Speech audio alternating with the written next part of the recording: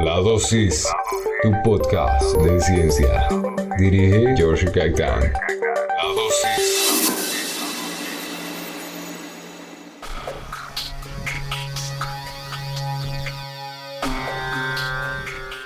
Y hoy le toca el turno a una mezcla muy compleja de sustancias que obtenemos de una planta que ha sido apodada como la flor maldita. Estamos hablando de la planta de la amapola, de la cual obtenemos el opio y su alcaloide más famoso es la morfina.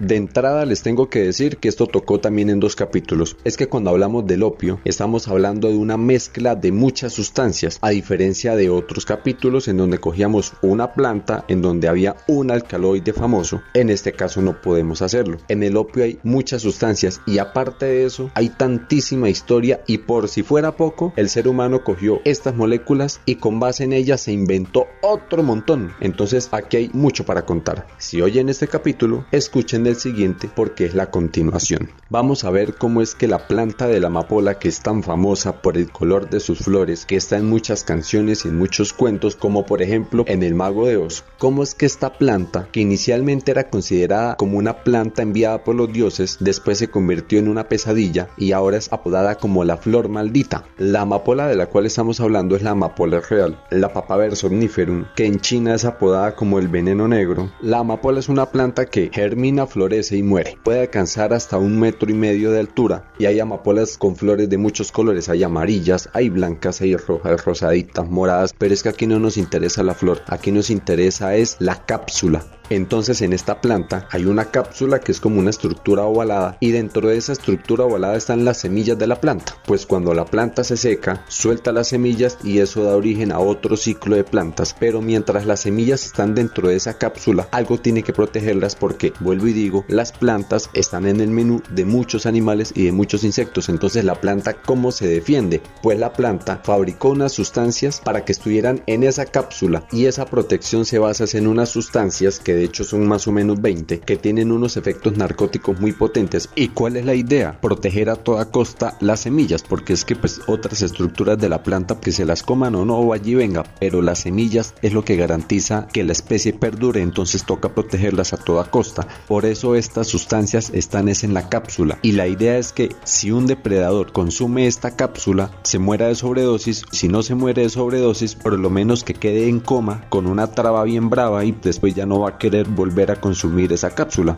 Por lo tanto, lo que nosotros utilizamos es esa mezcla que es lo que conocemos como el opio. El opio es la mezcla de las sustancias narcóticas que fabrica la amapola y se extraen cuando usted coge la cápsula y la raya y empieza a brotar como una lechecita blanca. Pues esa leche se recoge y se pone a secar y cuando ya está seca queda como un polvito. Ese polvito blanco es el famoso opio. De hecho, la palabra opio proviene de la palabra opión, que significa jugo, y en este opio entonces tenemos muchas sustancias que la planta fabrica de forma natural. Entonces las sustancias que están en la planta de forma natural se llaman opiáceos y nosotros, como bien curiosos que sí somos, hemos sintetizado sustancias, o sea, hemos creado en el laboratorio sustancias muy parecidas a esos opiáceos. Las que son fabricadas en el laboratorio se llaman opioides y ahí está por ejemplo la heroína, pero de esas hablaremos en el próximo capítulo. Hoy nos vamos a centrar en los opiáceos, o sea, en las sustancias que están en el opio de forma natural. Y como les decía, todas estas sustancias las fabrica la planta para proteger sus semillas y nosotros consumíamos esas semillas. De hecho, tenemos reportes de que las semillas de la amapola tienen un alto nivel nutricional y se pueden consumir en yogur, en pan, en ensaladas, o incluso las semillas se pueden tostar para después ser consumidas. El uso del opio es milenario, o sea, miles de años atrás. Desde el antiguo Egipto encontramos jeroglíficos en donde ya se hacía mención del opio, ya se representaba la planta de la amapola. Es más, tenemos hasta un papiro, que es el papiro Evers, en donde se dice cuál es el procedimiento para evitar que los bebés griten fuerte, y básicamente era dando instrucciones cómo suministrar el opio. En Egipto había una ciudad que era la ciudad de Tebas, famosa por sus campos de amapola. Entonces, como habían grandes cultivos de amapola, era un centro, un epicentro del comercio del opio. Tan famoso sería que en la Odisea de Homero se habla habla del opio tebaico o opio tebascano, que era el opio que se cultivaba y se comerciaba en Tebas, y tanta incidencia tuvo esta ciudad que hoy en día una de las sustancias que está dentro del opio es la tebaína, y el nombre de la tebaína se deriva del nombre de la ciudad de Tebas. Y entonces imagínense, desde por allá, desde el antiguo Egipto, los árabes usaban el opio contra la disentería, que es básicamente un mal de estómago pero muy malo. Los babilonios la llamaban la planta de la alegría. Ellos preparaban la savia, la secaban y consumían la savia para aliviar muchos dolores, como el dolor de cabeza, el dolor de muelas. Hasta hacían tortas con el opio para consumirlas. Y tenía que aparecer Grecia. Evidentemente en Grecia el opio era un hábito, o sea, así como tomar café hoy en día, consumir opio era un hábito. Cuando eso no existía el concepto de droga ilegal, entonces el hábito del opio no era mal visto. El opio tenía usos recreativos, o sea, para pasarla bien, y usos medicinales. Se utilizaba para el dolor de muelas, para dormir los niños y como antidiarreico. Y el opio también tuvo una incidencia cultural en Grecia. Por ejemplo, había una ciudad que es la ciudad de Mekone, que significa adormidera, pues después le cambiaron el nombre a la ciudad de Mekone y se llamó Sikios. Incluso la diosa Hera aparece en algunas estatuas con una cápsula de amapola en sus manos. O sea, para que los dioses aparezcan con la planta de la amapola en la mano es porque tiene un impacto cultural, un impacto divino que no se puede pasar por debajo. Y si era importante en Grecia, cuando llegaron los romanos pues también se lo tenían que llevar.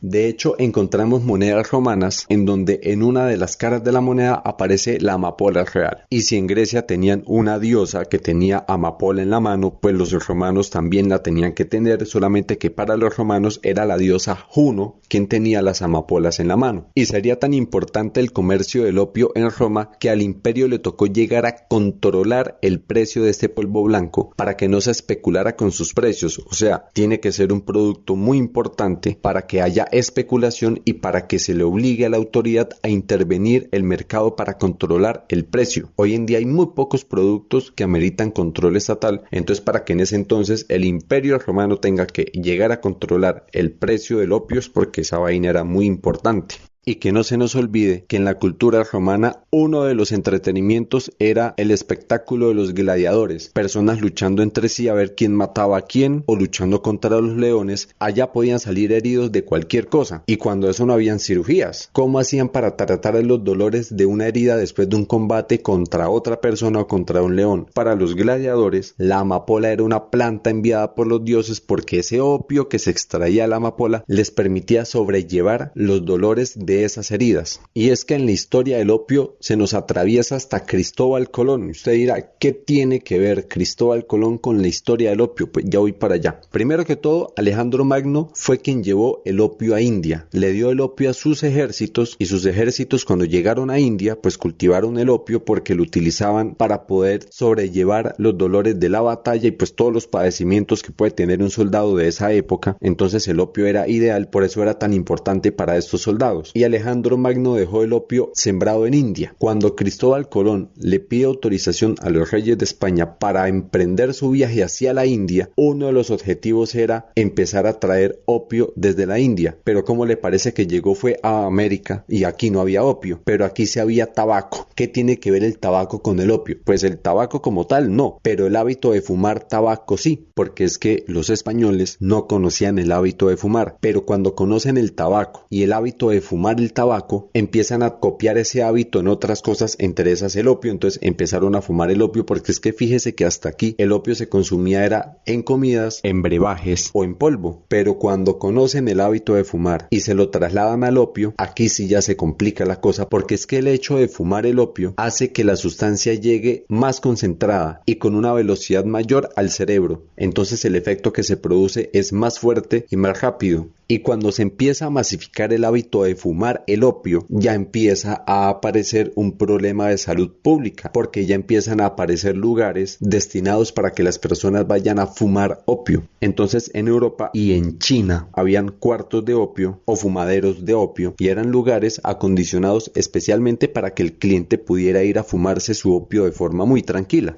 Tengamos en cuenta que para esta época no había ninguna sustancia que pudiera curar dolores fuertes, o sea, habían otras plantas como el té, como el café, que podían manejar padecimientos de dolores no tan intensos, pero una herida fuerte de combate, una fractura, esos dolores intensos no había cómo manejarlos, entonces se utilizaba era el opio, y el opio era una medicina, entonces el opio se consumía de forma masiva en muchos países, entonces por ejemplo en China se consumía de forma recreativa y también tenía usos medicinales, en Europa tenía usos medicinales y también se consumía de forma recreativa. Pero con este cuento de los fumaderos de opio, el comercio de opio llegó a ser tan fuerte que la China tenía unos secretos guardados que era el té, la seda, la porcelana y le vendía esos productos a los británicos a cambio de que los británicos le dieran opio. Pero también se podía llevar opio desde la India y China también cultivaba opio. Entonces cuando los británicos empiezan a introducir opio de contrabando a China, empieza a desajustarse la balanza económica y se desatan las guerras del opio, que de hecho fueron dos. En la primera solamente estaba combatiendo China contra los británicos y en la segunda a los británicos se les unió Francia y ahí de ladito Estados Unidos con unos intereses que tenía, porque es que eso cuando tienen intereses económicos se unen. Lo cierto es que es muy complicado poder mantener un conflicto bélico cuando en su población hay muchas personas adictas al opio, porque es que el opio, a diferencia de muchas otras drogas, el opio usted no le permite hacer nada más, usted todo el tiempo está pensando en el opio, en consumir opio, y es que tiene que estar pegado ahí a la pipa del opio. Usted imagínese en un combate los soldados pensando en fumar o los soldados llevados por ese estado de narcosis que les produce el opio. Entonces en esas condiciones el ejército chino estaba en desventaja y perdió las dos guerras del opio y eso tuvo unas consecuencias. Tuvo que abrir el comercio de sus puertos, o sea, ya no podía impedir el ingreso de opio extranjero a sus puertos y perdió la isla de Hong Kong.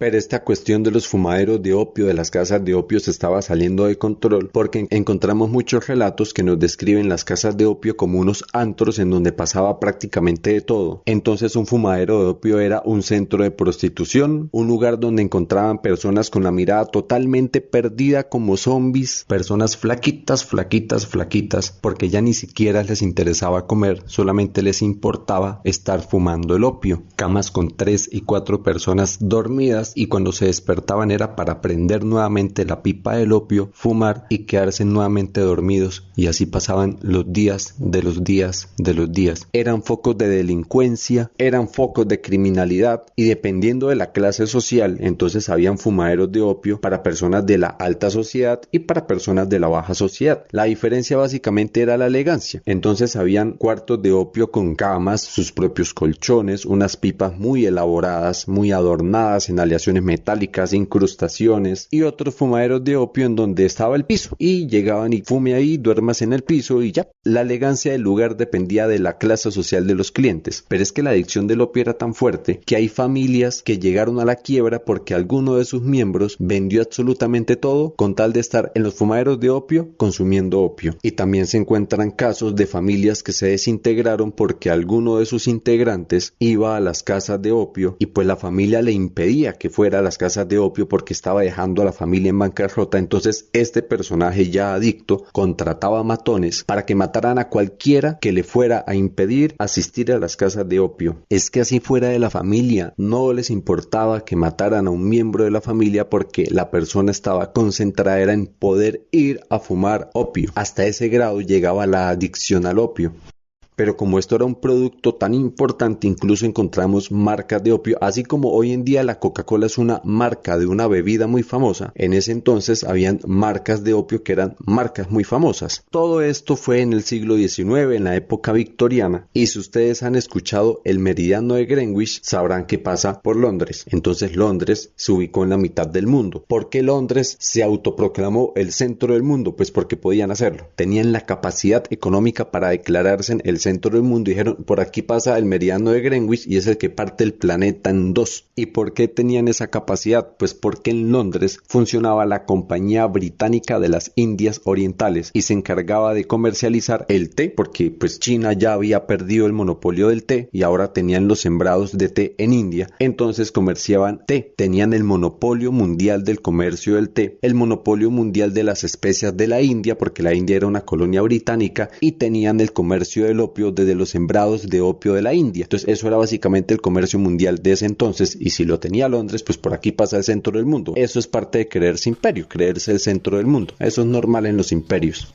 Y como en la Segunda Guerra del Opio se metió Francia y se metió Estados Unidos, pues en estos países habían unas personas que eran comerciantes y amasaron sus fortunas en parte con el comercio del opio, o sea que el opio llegó a Estados Unidos con el hábito de fumar, y ya con la masificación de este hábito de fumar se constituyó lo que fue la primera epidemia mundial de drogas, que fue el consumo del opio fumándolo. Y así fue que el opio generó la primera epidemia mundial de drogas, pero es que el opio nos tenía guardaditas más sorpresas, no solamente esta.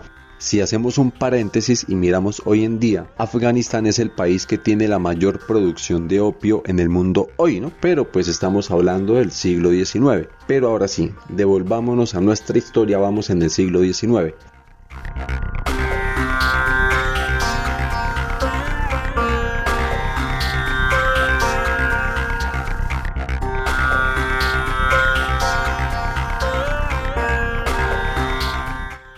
Teniendo en cuenta que en esta época la medicina estaba en palos, o sea, los utensilios que utilizaban los médicos en ese entonces eran las mismas herramientas que utilizaban los carpinteros y los carniceros. Calcule usted, ¿cómo hace usted para operar a un paciente con esas herramientas? ¿Cómo hace usted para operar una fractura de un hueso si no tiene cómo dormir al paciente para que pueda soportar el dolor de la cirugía? Entonces muchos pacientes o se morían por la herida o les cortaban la pierna porque no había cómo hacer cirugías. Pero después del siglo XVII, cuando se empezó a usar el opio de forma medicinal, se empezaron a hacer algunos procedimientos médicos. Y si ya el opio nos estaba dando dolores de cabeza porque generó la primera epidemia mundial de drogas, estábamos lejos de imaginarnos la otra sorpresita que nos tenía guardada el opio.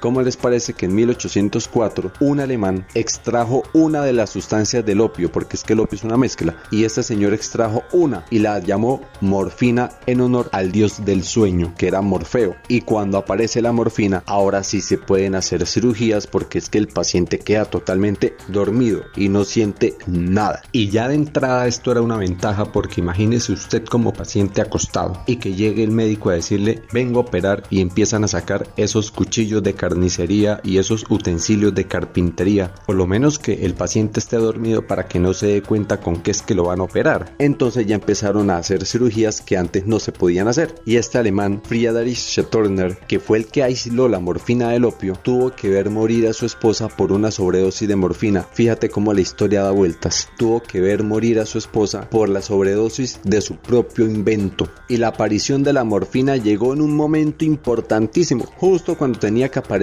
antes de la guerra civil estadounidense. Y entonces gracias a la morfina se salvaron muchas vidas de los soldados norteamericanos, porque las heridas que se les producían antes en combate no había cómo manejarlas porque no se podían hacer cirugías, pero ahora sí. Entonces muchos de esos heridos fueron operados y salvaron su vida por la operación que ahora sí se podía hacer, cosa que antes no se podía. Además, muchos soldados morían por enfermedades estomacales, por ejemplo la disentería, que antes era culpable de la muerte de muchos soldados, pero ahora pues la morfina servía para curar la disentería. Entonces muchos soldados se salvaron de morir por disentería gracias a la morfina. Pero fíjese que después de la guerra civil estadounidense se generó otra epidemia, una epidemia de adicción. La llamaban la enfermedad del soldado, porque todos estos soldados se convirtieron en adictos a la morfina, y ahora tenían que lidiar era con muchos veteranos de guerra adictos a la morfina porque la habían utilizado durante los combates, o para curarse de la disentería, o para alguna cirugía, o simplemente para alivianar algún dolor de la batalla. Y más o menos para esta época se inventó la jeringa con la aguja para inyectar sustancias directamente a las venas, y empezaron a utilizar esta aguja hipodérmica para suministrar morfina, y eso dio cabida a que apareciera la drogadicción. Entonces imagínese usted la sorpresita que nos tenía el opio con la morfina, y ahora con el uso de la jeringa hipodérmica para generar drogadicción.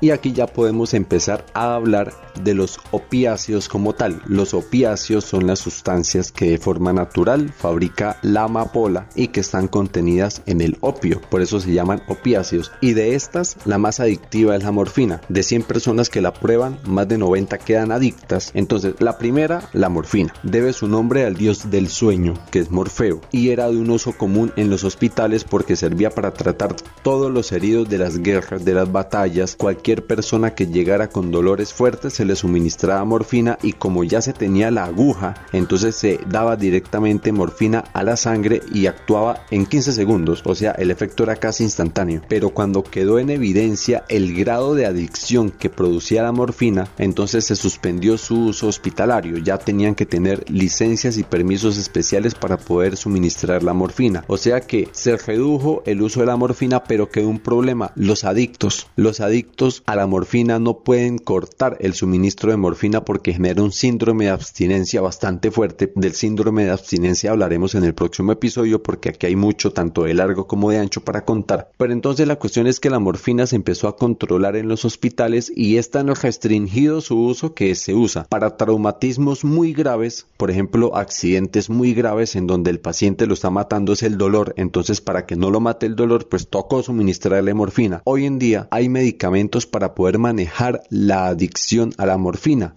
Entonces, en un caso extremo como esos, en donde al paciente lo está matando el dolor, prefieren suministrarle morfina para que quede vivo, adicto pero vivo. Y después miramos a ver qué hacemos con la adicción con tal de que quede vivo, pero son casos extremos. Se le suministra a pacientes terminales, o sea, con enfermedades ya muy avanzadas, a los cuales ya les queda muy poco tiempo de vida, y para facilitarles sus últimos días de vida, pues les suministran morfina. Pues ya qué más da, igual ya se va a morir pronto, entonces pues que se vuelva adicto pero que se muera feliz. Y también se le suministra a algunos pacientes de algunos tipos de cáncer. Entonces ya está muy restringido el uso de la morfina, pero como les decía, en el opio hay muchas sustancias, casi 20, vamos a nombrar como las más importantes. Acompañando a la morfina tenemos la codeína. No tiene el mismo poder de adicción, no actúa con la misma fuerza, pero sirve más o menos para lo mismo. Entonces la codeína sí se utiliza como analgésico, o sea, para el dolor, como sedante para dormir las personas, como antitusígeno, o sea, antitusígenos son los medicamentos que controlan la tos seca, y como antidiarreico. También tenemos la tebaína, que debe su nombre a la ciudad de Tebas y hace más o menos los mismos efectos. Es que todas estas sustancias tienen más o menos los mismos efectos. Lo que cambia es que unos son más fuertes que otros, o algunos son más adictivos que otros, y algunos de pronto tienen un grado de toxicidad mayor, pero todos son básicamente sedantes, antitusígenos, analgésicos, antidiarreicos. Y el antitusígeno más común es la anoscapina. Ese sí suprime el reflejo de la tos seca, porque es que la tos es un acto involuntario del cuerpo. Cuando siente que hay algún invasor, entonces se activa ese acto reflejo, acto involuntario de toser, y la tos es seca. Entonces estos antitusígenos cortan la señal que el cerebro está enviando para producir ese acto reflejo, y por eso desaparece la tos. También encontramos la oripavina, que tiene el mismo potencial de acción de la morfina, pero la diferencia es que la oripavina sí es muy tóxica, por eso nunca tiene uso médico. O sea, la oripavina usted nunca la va a encontrar con uso ni hospitalario, ni clínico, ni farmacéuticos, por el grado de toxicidad que tiene. Y la papaverina, que aunque está dentro del opio, desde el punto de vista químico no es un opiáceo, y desde el punto de vista farmacológico no es un narcótico. Lo que hace la papaverina es relajar los músculos lisos. Por ejemplo, el músculo del corazón es un músculo liso, entonces genera una vasodilatación porque los músculos de los vasos sanguíneos también son músculos lisos, y al generar esa vasodilatación facilita el flujo de sangre, y al relajar los músculos lisos entonces previene los espasmos. Entonces se utiliza como antiespasmódico. Y es que a finales del siglo XIX empezaron a venderse por todas partes elixir mágicos con fórmulas patentadas. ¿Qué significa que tenga la fórmula patentada? Pues que es una fórmula secreta. Usted lo compra y no sabe qué hay adentro, pero sirve para algo. Y entonces estos elixir mágicos decían curar cualquier tipo de dolor, curar la tos, inducir el sueño. Entonces tenemos casos en donde papás y mamás que llegaban pero cansados, porque es que esto es en el siglo XIX, o sea, estamos en plena industrialización. Entonces en la industrialización tanto papá como mamá salían a trabajar largas jornadas de trabajo y llegaban a casa pues cansados, y se encontraban con los niños que querían jugar, el bebé lloraba. Todo este panorama casero hizo que empezaran a aparecer y a venderse, pero de forma masiva, unos jarabes para dormir. Entonces las mamás les daban unos jarabes para dormir a los niños, y como eran fórmulas patentadas, vaya usted a saber qué le estaba dando, pues les estaba dando opiáceos y estaba volviendo a los niños adictos desde que eran bebés. Y hubo muchos casos en donde las mamás mataron a los niños por sobredosis por esos jarabes para dormir, y a los pocos años apareció una epidemia de niños semicomatosos. ¿Qué es un niño semicomatoso? Pues es un niño que no se mueve de forma espontánea, que no responde a estímulos. Entonces usted lo puede llamar, le puede pasar las manos por el frente, la mirada totalmente perdida, o simplemente responden de forma tardía porque su cerebro está en ese estado de letargo que fue causado por las narcosis que se le generaron desde niños por suministrarles estos jarabes para dormir que tenían un montón de opiáceos. A raíz de esto salieron leyes en Estados Unidos que le obligaban a todos los fabricantes de estos elixir colocar los componentes de su jarabe en la etiqueta, y como si ya no se hubieran generado problemas con el opio y después con la morfina, en 1874 se sintetizó, o sea, se produjo de forma artificial en un laboratorio la primera molécula derivada de la morfina. Estamos hablando de la diacetilmorfina, más conocida como heroína, y aquí se abre el capítulo de los opioides sintéticos, de los cuales hablaremos en el próximo capítulo.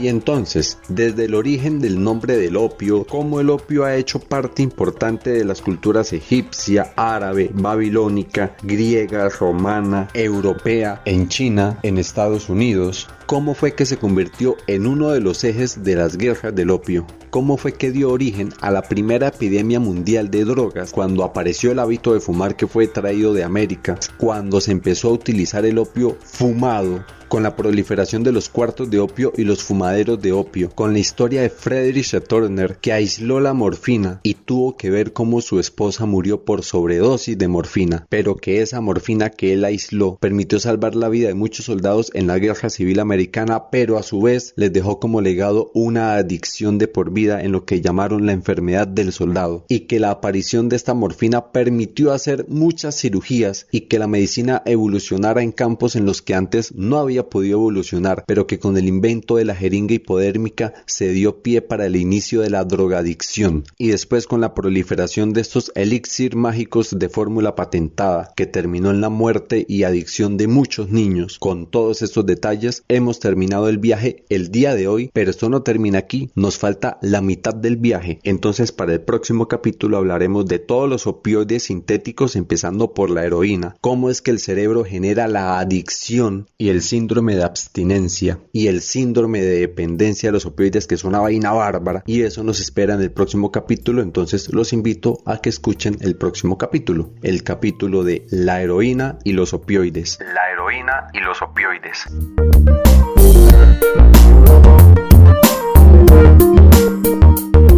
Ubiquémonos en la Primera Guerra Mundial, en 1917, exactamente en el 31 de octubre de 1917. En ese entonces estaban enfrentando cerca de Jerusalén los británicos contra los turcos, y los británicos tenían que llegar a Jerusalén. Pero antes de llegar a Jerusalén tenían que tomar la ciudad de Berseba. Esta operación estaba a cargo de Maynard Hagen, y él conocía una debilidad de los turcos. A los turcos les gustaba fumar. Entonces Maynard Hagen planeó la siguiente estrategia, ponga la atención. Mandó unos aviones a que sobrevolaran toda la ciudad de Berseba, botando cajetillas de cigarrillos con propaganda británica. Cuando los turcos cogieron las cajetillas y leyeron la propaganda, ellos pensaron que el objetivo del sobrevuelo era distribuir esa propaganda, y que traían ahí como un obsequio, algo llamativo, los cigarrillos, para que se sintieran atraídos hacia la publicidad, pero que ya esa era la estrategia. Pues no, la estrategia no era esa. A los cigarrillos, aparte de la hoja del tabaco que estaba ahí picada, le habían agregado opio. Entonces los soldados turcos empezaron a fumar, y ya llegada la noche estaban todos en un estado de narcosis tenaz. Cuando llegaron las tropas británicas a cargo de Maynard Hagen, encontraron a los soldados llevados de la narcosis, o sea, llevados de la traba, tanto que ni siquiera fueron capaces de ponerse de pie, y mucho menos fueron capaces de coger las armas para poder defender la ciudad, y así de fácil cayó la ciudad de Berseba, y después pudieron avanzar hacia Jerusalén. Esta fue una de las grandes derrotas del ejército turco durante la Primera Guerra Mundial, y pasó a la historia como la batalla que los turcos perdieron por su adicción al hábito de fumar.